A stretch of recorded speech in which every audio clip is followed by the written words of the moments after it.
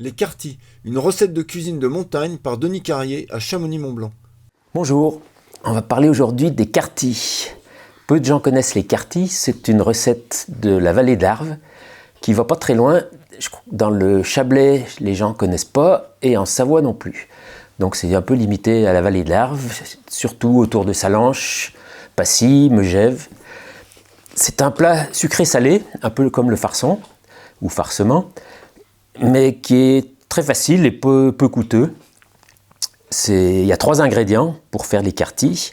Déjà, leur nom, ça vient d'une variété de poires particulière dont je ne les ai pas trouvées en ce moment, parce qu'elles ne se gardent pas. Et mon gendre, qui est de Burzier, disait que autrefois, pour pouvoir faire des Cartis plus longtemps dans l'année, il les faisait sécher, ces poires. Comme on sèche les pruneaux, et ils appellent ça les sécheux, comme les pruneaux secs, et ce qui permettait de faire des Cartis toute l'année. Et sinon, les Cartis, avec les poires fraîches, c'est septembre, octobre, début novembre. Mais après, ces poires ne se gardent pas. Donc là, aujourd'hui, j'ai pris d'autres variétés de poires. Ça, c'est des poires que je ne connais pas le vrai nom, mais c'est des poires sur les marchés, ils appellent poires à rissol. C'est des poires qui sont dures. Comme ça cuit longtemps, il faut une poire relativement ferme pour pas qu'elle parte en compote. Après, ces poires-là, je les ai trouvées ce matin au marché. Ils les appellent des rossets. Rosset, c'est un peu le nom qui veut dire rouge en patois. Et il m'a dit, c'est Laurent d'Ugine chez qui je les ai achetés ce matin au marché. Il m'a dit, on les appelle les rossets parce qu'elles rougissent quand on les fait cuire. Et j'ai vu après, en les déballant, en fait, elles sont un petit peu rouges. Celle-ci qui est bien mûre, elle est un peu rouge aussi sur la poire.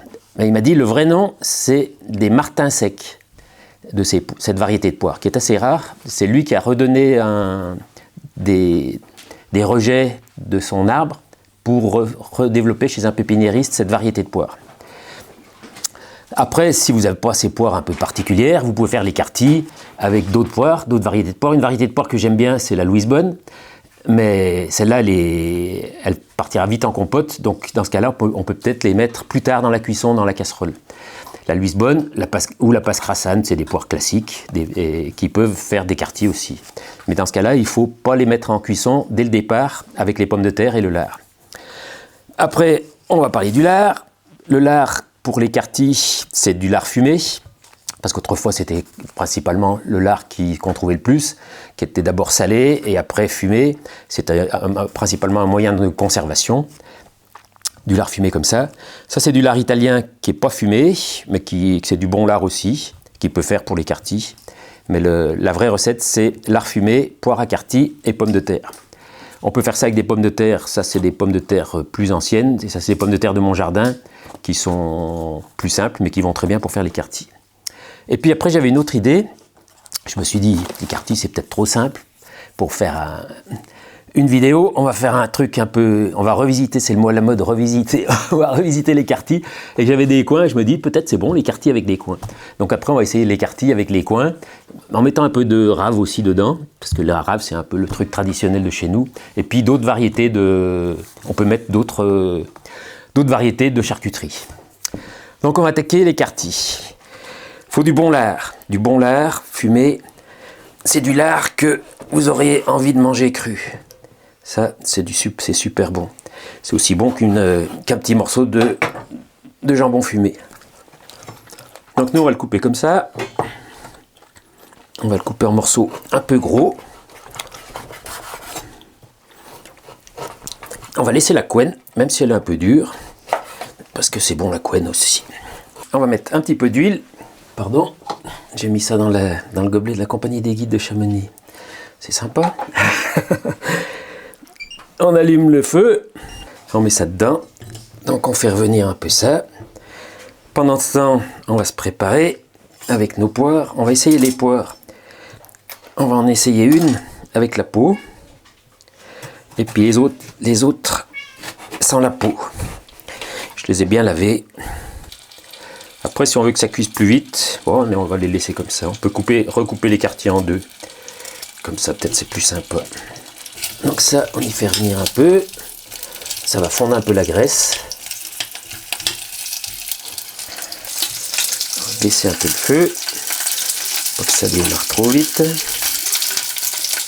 Allez, quelques patates avec la peau.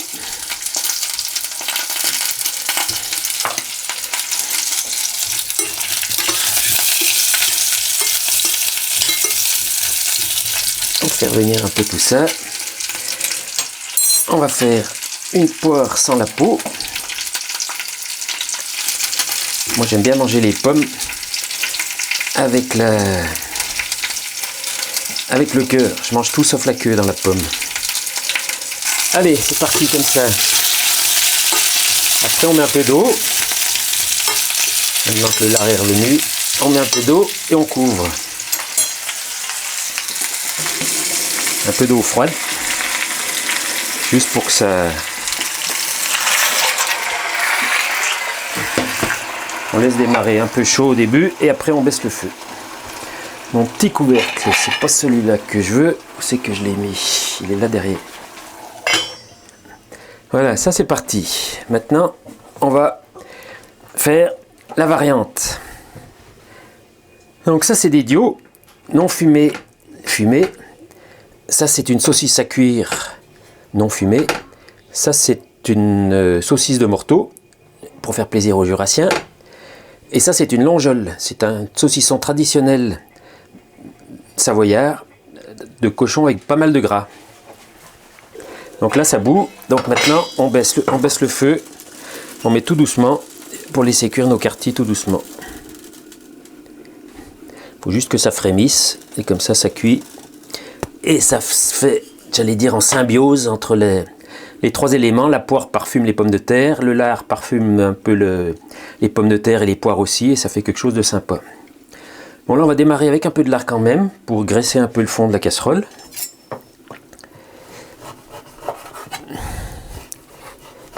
On met une goutte d'huile aussi pour y faire revenir.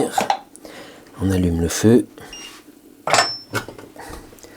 Et là on va faire avec les coins. C'est les coins qui viennent de... On a des cousins en Bourgogne qui ont un cognacier. Il fait des beaux coins et qui en plus sont très bons et pas trop durs. Le problème des coins, des fois ils sont monstres durs comme on dit chez nous. On a du mal à les couper et à enlever les cœurs. Ceux-là ils sont pas trop durs. On va mettre les coins avant les pommes de terre parce qu'ils doivent être plus longs à cuire. Il faut tenir un peu compte de ça. Mettre les éléments qui cuisent le plus rapidement en dernier. Bon, les cœurs de coin, je pense pas qu'on les laisse parce que ça, même cuit, ça doit pas être très bon.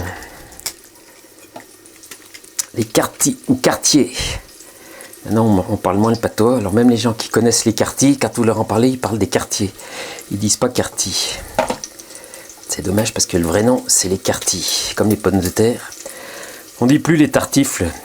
On devrait s'obliger à dire les tartifles pour que le mot reste, sinon c'est un mot qui va tomber dans les oubliettes. Allez, on commence à faire revenir ça. On rajoute, avec les pommes de terre, on peut faire aussi avec des pommes de terre plus anciennes, comme celle-ci. Donc dans ce cas-là, c'est mieux de les éplucher. La peau n'apportera pas grand-chose. Les pommes de terre, qu'on ne sait pas d'où elles viennent, vaut mieux les éplucher aussi, parce qu'on ne sait pas trop ce qu'ils ont mis comme produit dessus. S'ils mettent des trucs pour pas que ça germe.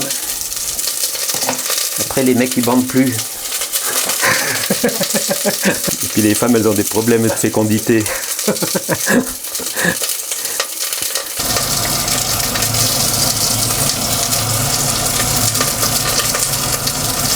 On va mettre les dios. Ici, je n'ai pas fait réduire. On va les faire revenir un peu, les faire colorer un petit peu aussi, si on veut. Bon, les autres aussi, elles sont cuites. Celle-là, elle n'est pas cuite. Je ne sais pas si elle rentre. Bon, elle doit rentrer. On va mouiller.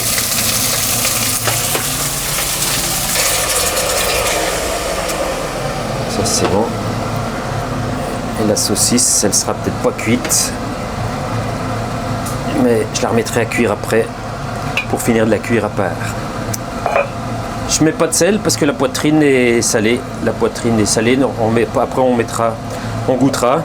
Mais normalement la charcuterie est salée. Elle apporte le sel au plat. Donc on met rien d'autre et c'est parti en cuisson. Là ça va pas mal. On attend un peu et on va goûter tout ça. Ah mais c'est pas le dessert là, c'est le plat du jour. T'aimes les poires? Oui, j'aime bien les poires. Les pommes de terre, t'aimes aussi? Ouais, aussi. Mais j'aime bien le lard. Hein? T'aimes bien le lard? Ouais. Tu veux que je te le coupe? Oui. Puis la poire, on la fait des petits morceaux. Ouais. Puis la pomme de terre aussi. Ouais. Prends avec la grande fourchette. Ça mélange les goûts. Hein? Oui. Les poires, elles ont un peu le goût de lard. Les patates, elles ont un peu le goût de poire. Ça fait un mélange sympa. Donc on va goûter ça aussi. Un petit peu de saucisse de morteau, un petit peu de saucisse à cuire, cuite, un petit peu de dio fumé, un petit bout de pormenaise. Bon, la longeole, elle n'est pas cuite, ça sera pour un autre jour. Un morceau de coin. Tu goûtes le coin, Nino? Bon, comme à notre habitude, on va goûter un vin avec ça. Et qu'est-ce qui vaut mieux, un vin blanc, un vin rouge? C'est la question que je me pose. Et on va goûter comme ça. On vous dira ce qu'on en pense. C'est pas un plat très noble, donc on ne va pas prendre des grands vins. Et c'est un plat savoyard, donc il faut... Le meilleur mariage sera sûrement... Il y a beaucoup de chances que le meilleur mariage sera avec des vins savoyards.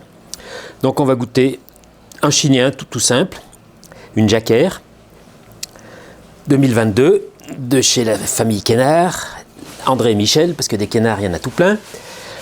Des mondeuses, il y en a 3. On va goûter celle-ci, parce que j'en ai plus. Celle-ci, j'en ai qu'une bouteille. Je l'ouvrirai un jour où on est plus nombreux en famille. C'est une mondeuse à Dominique Belluard. On aura une petite pensée pour lui. Et Jacquino, j'aime bien ses étiquettes.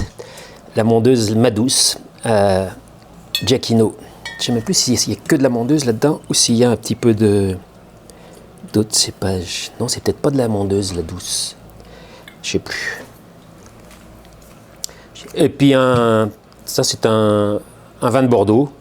Bon, ça c'était déjà pas mal, mais un vin de Bordeaux simple, un Côte de Castillon, un vin de la rive droite de ces coins ou un simple Médoc. Ça peut aller très bien aussi avec les quartis. Allez, on ouvre ça. Le Chignin, vieille vigne, 2022, André et Michel Quénard. André, c'était le papa qui était longtemps président des vignerons savoyards. Michel, c'est le fils. Et maintenant, il y a son fils, il y a ses enfants à Michel. Je ne sais plus si c'est... qui travaille avec lui aussi. Parce que Michel, c'est un peu ma génération. Donc c'est... Ça change. Les relèves sont assurées.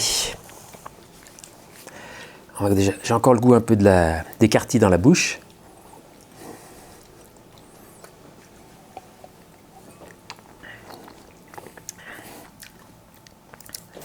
Et ce sera très sympa ce vin.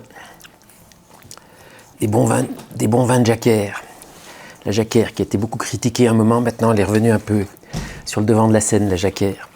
Parce que c'est un cépage courant, très courant en Savoie. C'est le cépage qui, je pense, est le plus planté sur les départements savoyards, qui a été, à certaines époques, comme on dit, ils avaient un peu pissé la vigne, c'est-à-dire qu'ils faisaient des trop gros rendements, ce qui fait qu'on avait des vins qui étaient trop légers, mais si on taille bien la jacquère et si on fait des petits rendements, on arrive à faire des très bons vins et qui vieillissent bien en plus.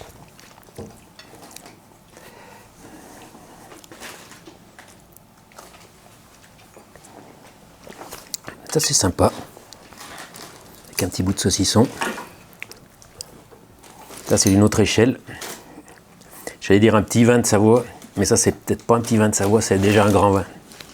Les mondeuses à Louis Trosset, c'est des grands vins, il n'y a rien à dire. Et bon, celle-là, c'est du 2019, je crois. C'est la cuvée Harmonie, c'est en 2019, mais c'est encore très très jeune. Elle sera encore sûrement bien meilleure. C'est déjà très bon, elle sera peut-être bien meilleure dans 10 ans ou dans 20 ans. C'est des grands vins, qui fait des petits rendements, Louis Trosset. Des super vignes qui sont bien exposées. Il connaît son métier, en plus c'est un scientifique, donc il connaît à la fois le côté traditionnel et et paysan, et puis à côté aussi le côté scientifique de tous ces éléments-là, que ce soit la vigne, les insectes, les terroirs, la terre, les roches, etc. Mais c'est déjà un grand vin. Alors c'est bon, c'est délicieux, mais c'est presque trop grand pour un plat comme ça.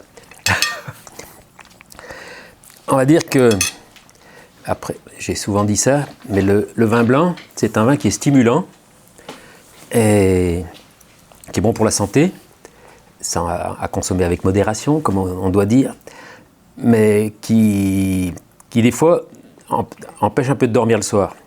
Donc on va dire que si on mange des quartiers à midi, on prendra du vin blanc, et si on mange des quartiers le soir, on prendra du vin rouge. T'es d'accord, Nino? Oui.